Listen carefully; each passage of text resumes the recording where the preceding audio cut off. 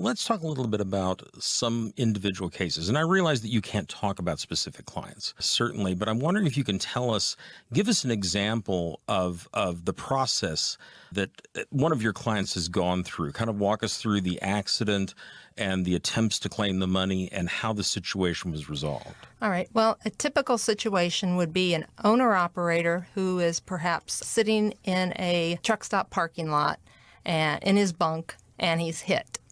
So he has no liability in this. It's completely the other guy's fault. So those are most of our cases where liability is agreed to by the other party. The only issue is the amount of loss they're willing to pay.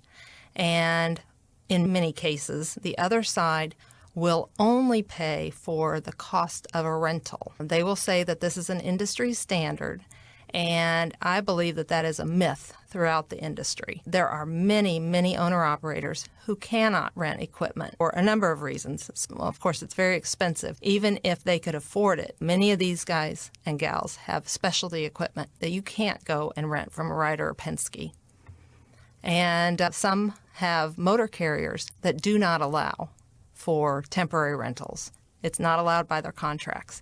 So some of these folks are just down. They cannot do anything until their equipment is back up and running.